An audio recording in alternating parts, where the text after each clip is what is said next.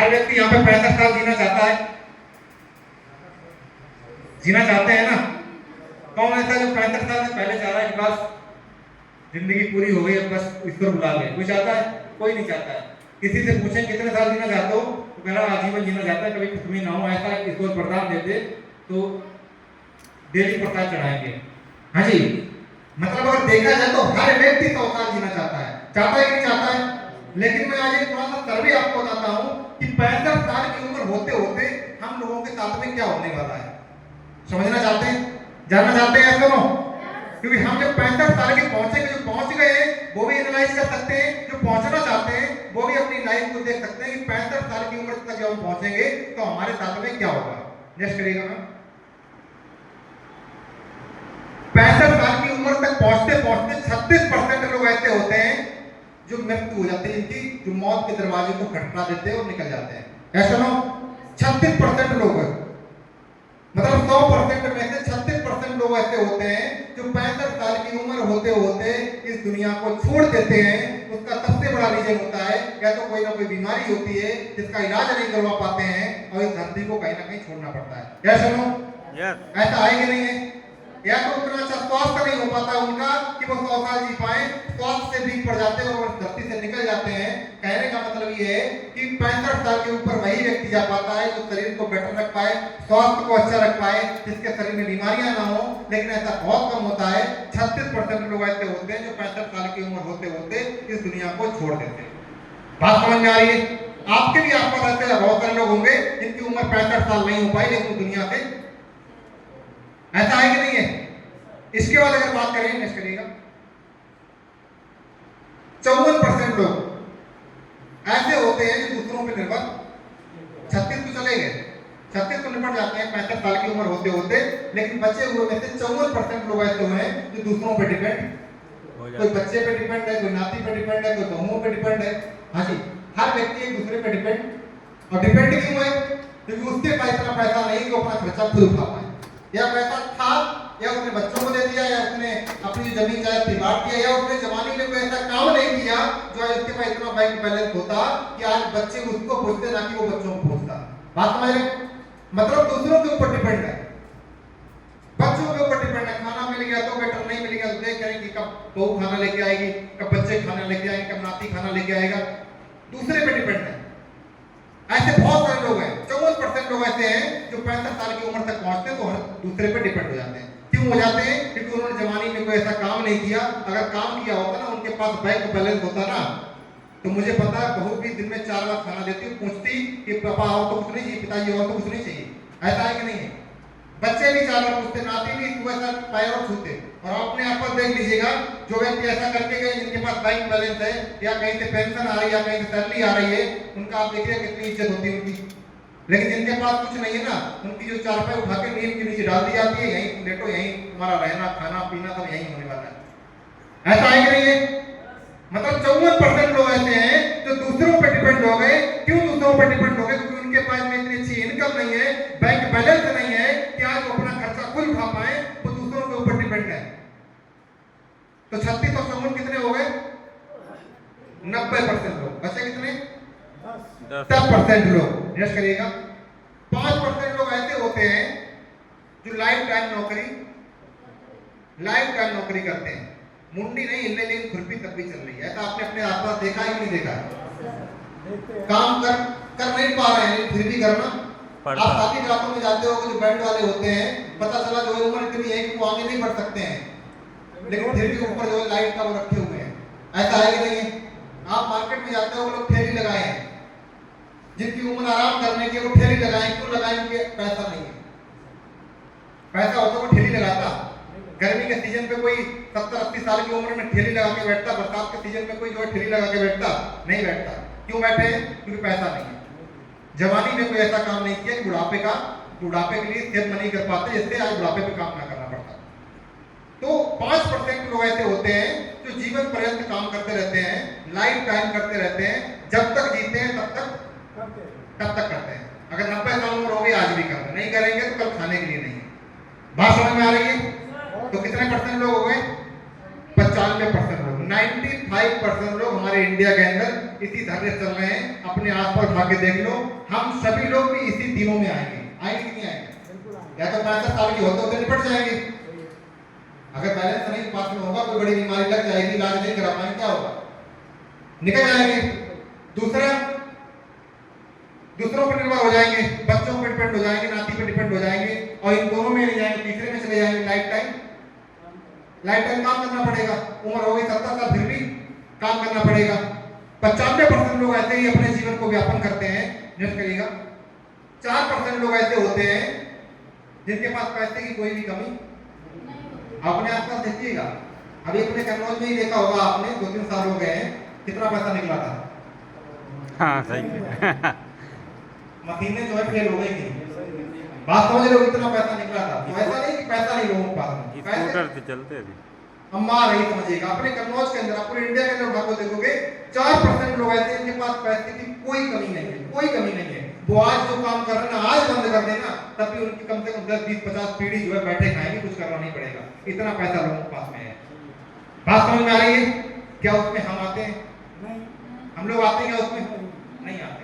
यहाँ तो अगर आज काम बंद कर देना तो बात समझ रहे हो ना, अगले साल खाने की व्यवस्था नहीं होंगी लोगों के पास में, क्योंकि हम 95% की कैटेगरी में आते हैं। तो 4% लोग ऐसे हैं जिनके पास में पैसे की कोई कमी नहीं है, बम्पर पैसा है, लेकिन उनके पास में एक चीज की कमी है, और वो कमी है उनके पास में टाइम नहीं। क्या नहीं है? समय नहीं है। पैसा तो बहुत है, आपको जब 500 देने होंगे तो 1000 दे देंगे। पता चला कोई जो है दर्शन करने जा रहा है तो उसको दे देंगे लोग 500 रुपए, हमारी तरफ से भी चढ़ा देंगे, लेकिन हमारे पास टाइम नहीं जो मैं जा पाऊँ। समझ रहे ना? लेकिन एक चीज नहीं है, टाइम नहीं।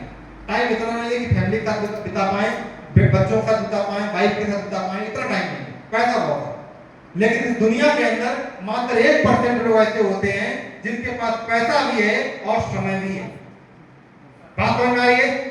जिनके पास टाइम भी है और पैसा भी है, दोनों चीजें उनके पास में है, लेकिन वो 100 में से मात्र 1% लोग ही। आप उठा के देखिएगा अपने आसपास, ऐसे बहुत सारे लोग मिलेंगे। आप देखिएगा, किसी भी सेलिब्रिटी को उठा के देख लीजिएगा, आज उनके पास समय है कि नहीं है? एक मूवी बना दी, अब मूवी लाइफ टाइम उनको पैसा आ रहा है। एक बार प्रचार कर दिया, जब तक वो प्रोडक्ट मार्केट में बिकेगा तब तक उस प्रोडक्ट से पैसा उनको। एक बार क्रिकेट खेल लिया, एक बार किसी में सिलेक्शन हो गया, वनडे T20 टेस्ट में, कुछ नहीं करेंगे तब भी पैसा आता ही नहीं आता है। या किसी लेखक को उठा के देख लो, एक बार उसने बुक लिख दी, अब वो बुक लाइफ टाइम मार्केट में बिकेगी, लाइफ टाइम बुक का पैसा उसके घर पे जाता ही नहीं आता है। आज इस बल्ब की रोशनी में हम जीवन व्यापन करते हैं, इस रोशनी में बैठे हुए हैं। ये रोशनी कौन लाया? एडिसन, जिन्होंने बल्ब को बनाया। आज ये बल्ब मार्केट में बिक रहा है, इस बल्ब का कुछ परसेंट उसके घर पे भी, क्योंकि मार्केट में वो कुछ ना कुछ आविष्कार करके। तो क्या इस कैटेगरी में हमारा ही? हाँ जी, अगर इन पांचों में से आपसे पूछा जाए कि आप किस में जाना चाहते हैं, हाँ जी, तो मुझे पता है सारे लोग ऐसे बोलेंगे सर मैं 1% में। तो जो मैं काम कर रहा हूँ क्या वो 1% वाला कर रहा हूँ? इसमें से मुझे पता है हर व्यक्ति 1% में जाना चाहता है, चाहता हमारे पास टाइम भी हो, पैसा भी हो, सारी चीजें हो, लेकिन जो काम आप कर रहे हो क्या वो काम 1% में जाने वाला कर रहे हो? वो काम आप वही कर रहे हो जो अभी तक लोग करते आए हैं। मतलब नीचे के 2 हटा दिए जाए तो आप देख लीजिएगा ऊपर के 3 ही में आप पहुंचोगे। या तो 36% में निपट जाओगे, या 54% में दूसरों के ऊपर डिपेंड हो जाओगे, या 5% में लाइफ टाइम आपको काम करना पड़ेगा।